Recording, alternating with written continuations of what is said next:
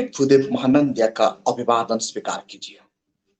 साथियों, आने वाला कल यूपी में इलेक्शन होने की तैयार शुरू हो चुका है। उत्तर प्रदेश इलेक्शन भारतवर्ष में बहुत इंपॉर्टेंट भूमिका निभाता है। जो भी सरकार यूपी में, जो भी पॉलिटिकल पार्टी यूपी में अपना सरकार बनाता है, वो केंद्र में अपना दबदबा ज्यादा बढ़ाता है और वो सेंट्रल पॉलिटिक्स में उनका भूमिका ज्यादा बन जाता है। तो वर्तमान 2022 इलेक्शन के लिए बहन मायावती जी ने ये ऐलान करके रखी है कि वो अकेले चुनाव लड़ेंगे, बसपा किसी का साथ गठबंधन नहीं करेगी। इससे सूझबूझ का राजनीति बहन जी को क्या फायदा मिलेगा? पॉलिटिकल धुरंधर ये कहते ही बहन जी गठबंधन ना करके अकेला लड़ रही है, उनका नुकसान होने वाला है। लेकिन बहन मायावती जी और बसपा ने क्यों अकेले चुनाव लड़ने के लिए, अलोन ओनली वन पार्टी, किसी का साथ गठबंधन ना करके चुनाव लड़ने के लिए फैसला लेना कितना सही है? साथियों, हम देखते हैं 2007 में बहन मायावती जी ने अकेले लड़ी थी, किसी का साथ चुनाव समय में गठबंधन नहीं की थी। उस वक्त बीपी सिंह का दबदबा भारत पूरा यूपी में घूम रहा था, लेकिन वो सिर्फ ओनली वन सीट ही जीत पाए और मुलायम सिंह यादव जी बिल्कुल हार गए। और बहन मायावती जी का सोशल इंजीनियरिंग पॉलिसी का साथ वो एब्सोल्यूट मेजोरिटी में आई। हम देखेंगे, रुक करेंगे कब कब बसपा का गठबंधन दूसरी पार्टियों का साथ हुआ और उन्हें क्या फायदा मिला। 1993 चुनाव में बसपा समाजवादी पार्टी का साथ गठबंधन करके चुनाव लड़े थे, लेकिन बसपा वहां खंडित हुआ। बसपा का नुकसान नहीं हुआ। बसपा का जो नारा था, जो जो जो अस्मिता था, जो 85% पॉपुलेशन के बारे में जो बता रहा था, वो डिवाइड हो गया, खंडित हो गया। बसपा का नुकसान हुआ। वैसे ही 1996 में कांग्रेस का साथ भी मिलकर बसपा जब विधान सभा का इलेक्शन लड़ी यूपी में, वहां भी नेगेटिव रिजल्ट आया, कोई फायदा बिल्कुल दिखाई नहीं दिया। 2019 में लोकसभा इलेक्शन में जब एसपी का साथ मिलकर बसपा ने अपना इलेक्शन लड़ा, तो वहां भी बसपा का कोई बेनिफिट नहीं मिला। बसपा का कोर वोटर होते हैं, वो कोर वोटर 2 करोड़ से ज्यादा, ये कमता नहीं, कभी घटता भी नहीं, ये कंटिन्यू रहता है। 2019 इलेक्शन में उत्तर प्रदेश में बसपा हार गई, लेकिन उनका 2 करोड़ वोट बिल्कुल माइनस नहीं हुआ। उनका पॉकेट वोट जैसे कि तैसा रहता है। जब किसी का साथ बसपा गठबंधन करता है, उसको कोई फायदा नहीं मिलता,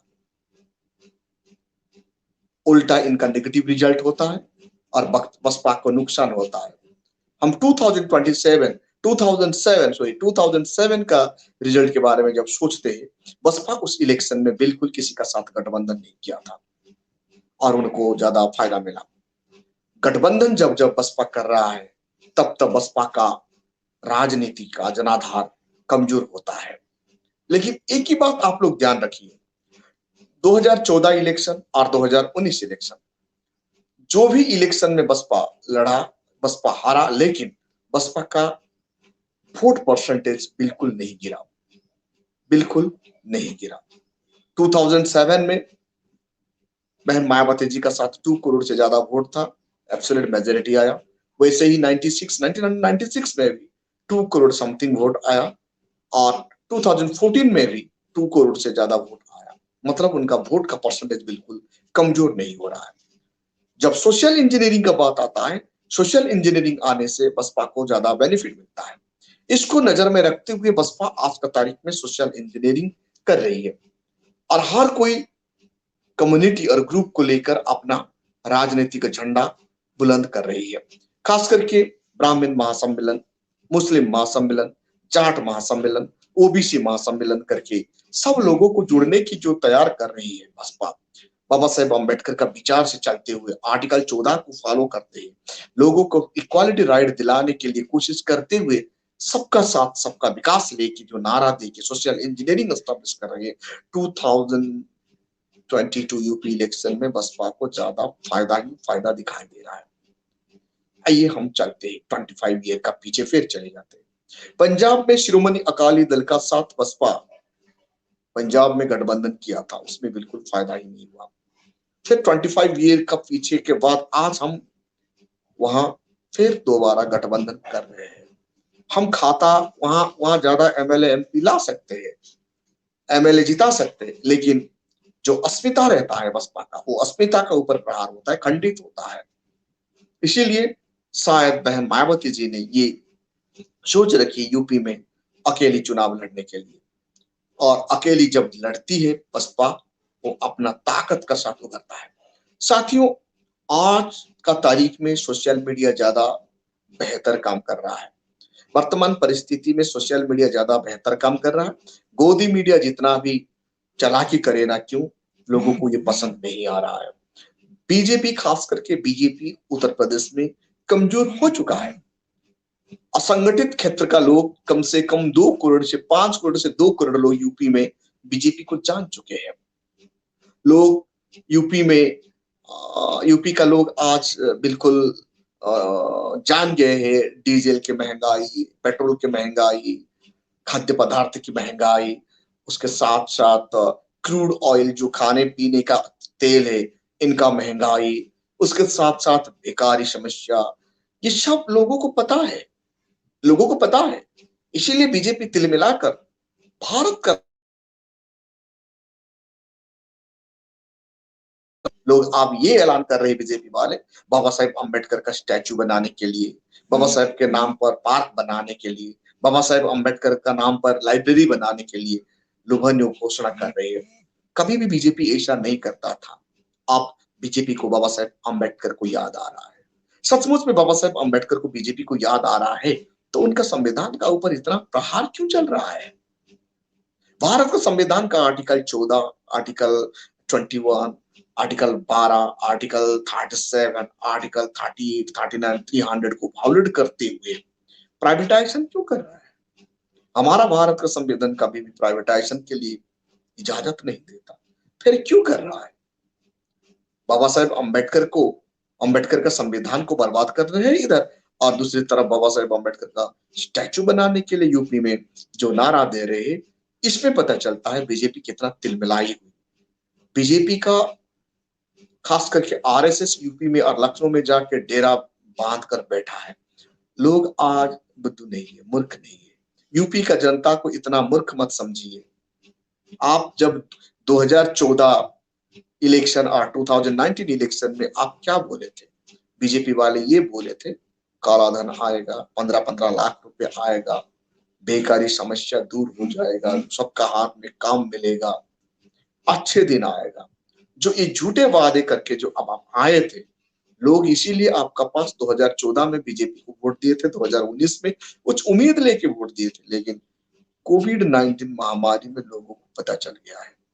आज का तारीख में लोग, दलित खास करके असंगठित क्षेत्र में काम करने वाले लोग, schedule caste, schedule tribe, OBC लोग जान चुके हैं।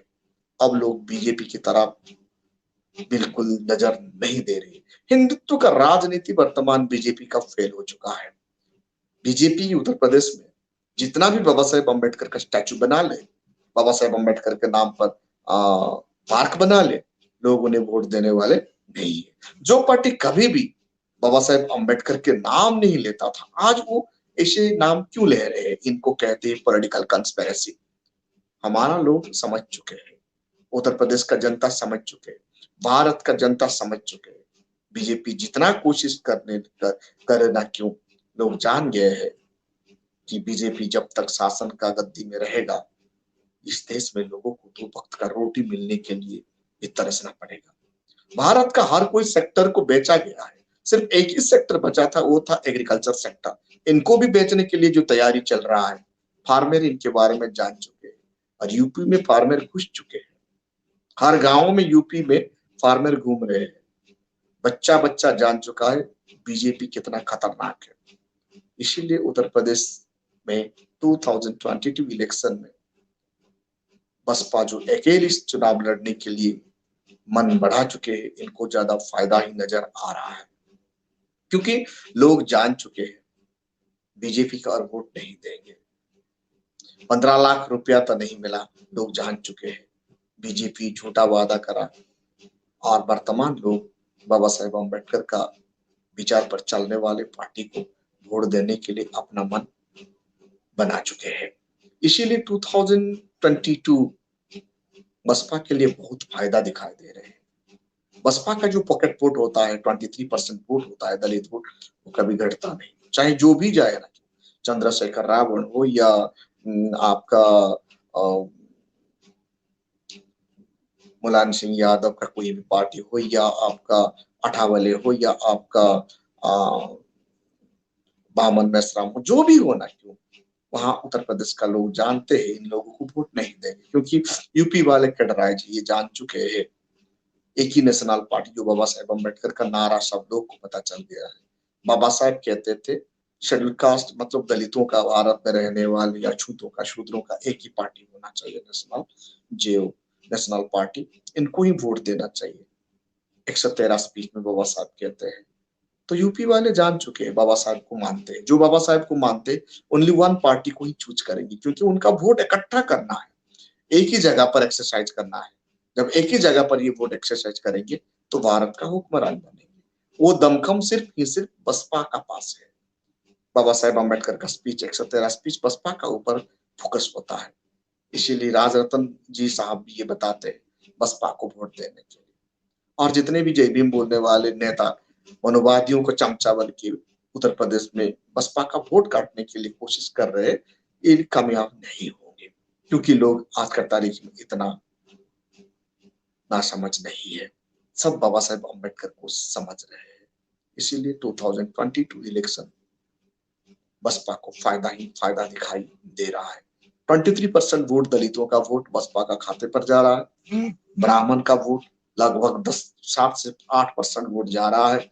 उसके साथ ओबीसी का वोट लगभग 5% बसपा का पास जा रहा है, और मुसलमान का वोट लगभग 6 से 7% वोट बसपा का खाते में जा रहा है। कुल मिलाकर 48 से 49% वोट बसपा को जा रहा है। इसीलिए बसपा उत्तर प्रदेश में विजय सुनिश्चित है। यही बहन मायावती जी का सोशल इंजीनियरिंग, इस सोशल इंजीनियरिंग 2007 को रिपीट कर रहा है, दोहरा रहा है, और यूपी का सरकार बन रहा है। साथियों, इस वीडियो को ज्यादा से ज्यादा लाइक कीजिए, कमेंट कीजिए और शेयर कीजिए। Thank you.